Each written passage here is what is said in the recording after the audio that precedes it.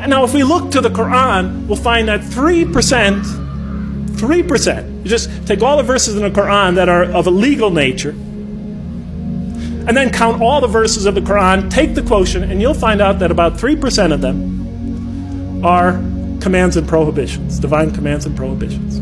97% of the Quran teaches ethics, the relationship between God and man, the purpose of life, morality, other truths as well.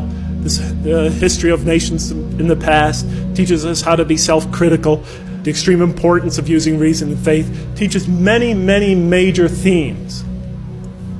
You know what I was taught when I became a convert? Rules, rules, rules. If I hadn't studied this religion myself and entered this religion and all I received were rules, rules, rules, I would have left it the next day. Thank God I read the Quran first. If we're going to draw these indigenous people, our own children, that second, third, and fourth generation, those converts and non-Muslims into this religion, let us begin by following the model established by God himself through his prophet Muhammad, peace be upon him. As he once said to Mu'adh bin Jabal on his way to take the dual leadership of the community in Yemen, he said, first teach them that there is no God but God, and that Muhammad is his messenger. And when they have fully understood that, then teach them how to pray. And when they become consistent in that, and they've developed in that fully, then teach them about fasting during Ramadan. And then once they've accomplished that, then teach them what? About paying zakat and making the hajj, and so forth and so on. He said, make things easy for people, and do not make them difficult, and inform them of the glad tidings, and do not repulse them. I mean, you've all heard it before. Do we practice that here? We're trying to win these kids back over to this religion. We're trying to bring a community of people into listening to this religion. And the first thing we do is get them in that door. We tell them, okay, you cover your hair, you do this, get rid of the gold. Okay, don't do this, don't do that, don't do that.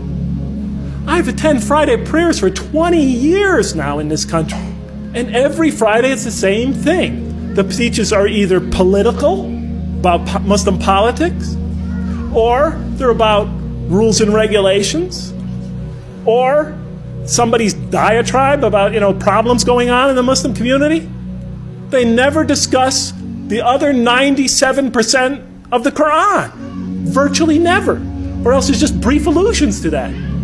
And be tolerant. When we bring people into our community, don't expect them to become Middle Easterners or, Arabs or Pakistanis or Sri Lankans the next day, or ever even. Give them time to grow into the religion. Give them the space to grow. Give them the right to ask. Give them time to develop. The Quran gave them 13 years in Mecca, and then slowly but surely brought them along after that.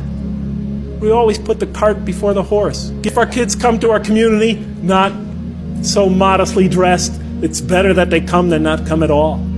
We have to start, if they have this or that problem, if their behavior is not perfect from our particular perspective, it's better that they come and hear the message.